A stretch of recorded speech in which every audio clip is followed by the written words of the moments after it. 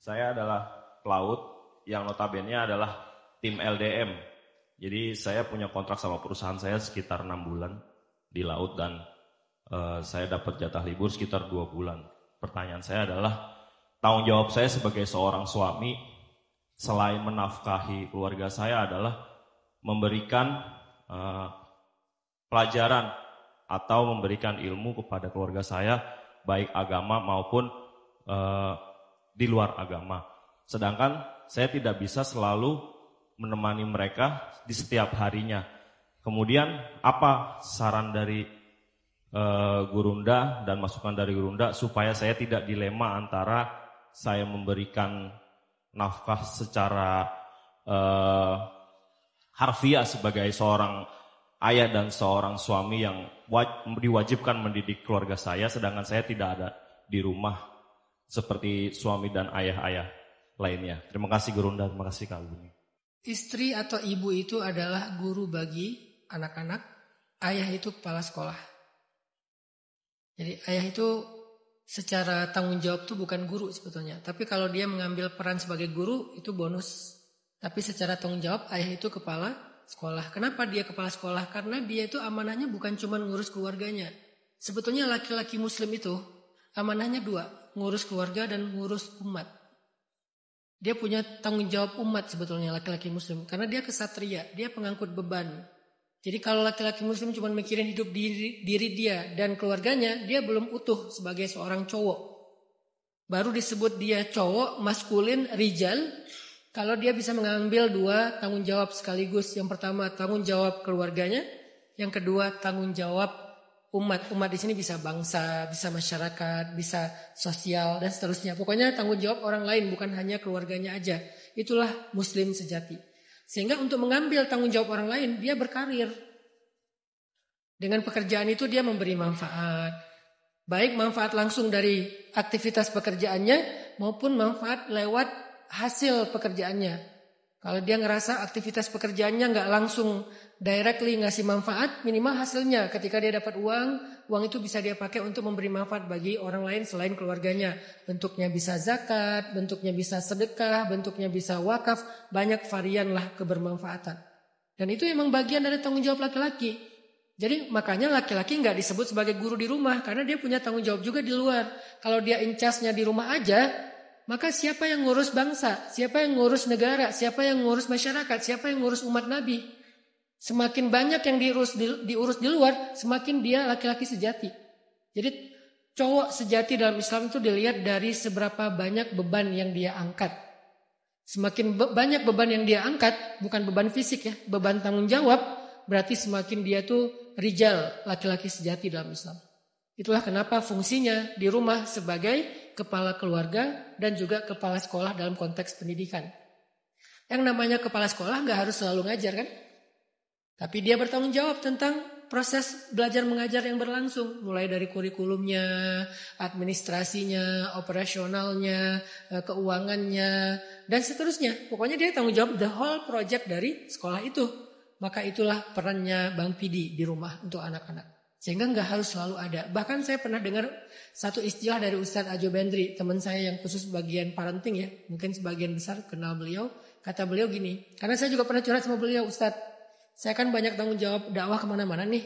Di rumah sedikit waktu saya. Gimana ya kalau misalnya hubungan saya dengan anak-anak, saya bilang. Kata beliau, Ustadz, ini sesama Ustadz ini saling menasihati gitu. Kalau saya nasihatin beliau mungkin bab apa, beliau ngasih nasihat saya bab parenting. Kata beliau, ayah itu tidak harus selalu ada, tapi dia ada di waktu yang tepat. Ayah itu tidak harus selalu ada, tapi dia ada di waktu yang tepat. Coba belajar dari Nabiullah Ibrahim dengan Ismail. Itu LDRan banget itu. Jadi inspirasinya Bang Pidi itu Nabi Ibrahim dengan Ismail. Tahu nggak rahasia suksesnya Nabi Ismail itu apa? Ibunya. Hajar. Karena dengan ayahnya kan jarang ketemu kan. Tapi Ismail menjadi anak yang soleh, penyabar, gak pernah marah. Karena Ismail itu julukannya Ghulamun Halim. Halim tadi. Sangat penyabar, gak gampang marah. Dan seterusnya sampai mendirikan peradaban yang bernama Makkah. Sampai hari ini menjadi negeri yang sangat diberkahi. Itu hasil didikan siapa? Ibunya.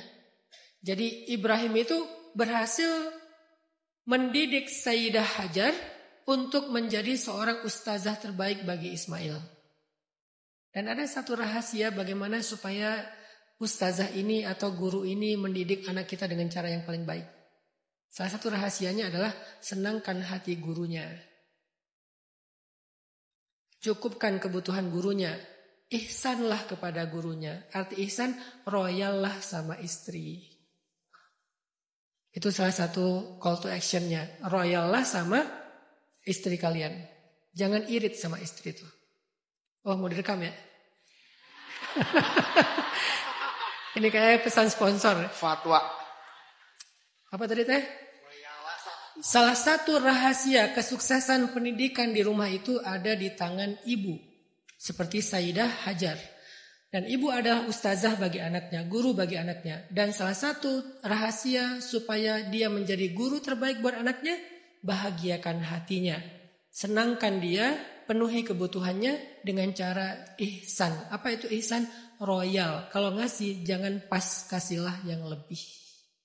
Sehingga call to actionnya dalam Islam adalah jadilah seorang suami yang dermawan kepada istri.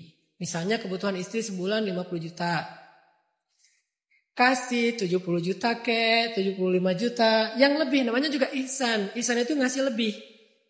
Kenapa? Karena dia takut kurang, mending lebih. Itu namanya ihsan. Jadi Bang Pidi udah tahu sekarang gimana cara biar istri bisa ngedidik anak dengan baik. Kalau istri bilang, Mas, kebutuhan aku sebulan itu nggak banyak sih, cuma 150 kata dia. Misalnya ya, kasih 170. Kebutuhan aku 15 juta, kasih 17 juta. Kebutuhan aku 5 juta, kasih 6 juta. Lebihin. Ini buat apa? Ini lebih nih, nggak apa-apa. Ini buat kamu beli skincare. Ini buat kamu makan. Ini buat kamu jajan. Ini buat kamu apa? Senangkan hatinya. Tapi tetap ajarkan dia tentang tanggung jawab menjadi ustazah. Jangan sibuk dengan skincare. Enggak malah ngurus anak. Nah, artinya senangkan hatinya. Insya Allah dia akan menjadi ustazah yang baik buat anak-anak. Selain menyenangkan bukan hanya dengan materi kan. Dengan perhatian, dengan kasih sayang, dengan ya bentuk cinta dan seterusnya. Insya Allah kalau istri bahagia, maka pendidikan di rumah itu akan menjadi pendidikan terbaik. Malah lebih mahal daripada pendidikan di sekolah formal. Karena sebaik-baik pendidikan dalam Islam itu pendidikan di keluarga. Terutama di 10 tahun pertama. Gak ada lawannya tuh.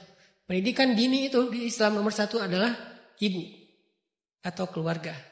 Nanti kalau udah remaja baru ayah. Biasanya remaja itu ayah. Makanya Ibrahim datang pas Ismail sudah menjelang remaja. Karena pas udah masa remaja itu masanya ayah. Masanya anak-anak itu masanya ibu. Walaupun tetap peran keduanya penting. Tapi masanya beda. Kalau masa anak-anak itu emang masih masa ibu banget tuh. Nanti masanya remaja, masanya ayah banget. Sekarang dulu anak-anak saya ketika mereka masih kecil SD dekatnya sama ibunya. Sekarang udah mulai ABG dekatnya sama saya. Jadi curhatnya sama saya, rahasia mereka, rahasia saya, kita sama-sama deep talk itu karena udah remaja. Tapi yang masih kecil ya sama ibunya. Itu masanya berbeda-beda. Intinya jangan irit sama istri. Kasih yang lebih. Lagi pula, tahu nggak kalian? Sedekah yang paling baik itu adalah sedekah seorang laki-laki kepada istrinya. Jadi kalau kita sedekah keluar aja pahalanya gede. Apalagi sedekah ke istri. Jadi ketika kalian memberikan nafkah istri, itu jangan dianggap sebagai kewajiban. Anggaplah sebagai sedekah yang bernilai ibadah di sisi Allah. Dan tidak ada sedekah kata Nabi yang lebih besar nilainya di mata Allah. Bahkan lebih daripada jihad fisabilillah. Selain nafkahnya seorang suami kepada istrinya. Kalau ini berjalan kayaknya Indonesia aman-aman aja sih. Gak butuh apa istilahnya bantuan tunai apa segala macam. Karena tunai itu dari suaminya udah Masya Allah ya. Kalau kehidupan rumah tangganya finansialnya normal. Tapi kalau gak normal semoga ada jalan keluar. Gitu Bang Pidi. Jadi pendidikan anak itu bukan jadi guru kalau ayah, tapi jadi kepala sekolah.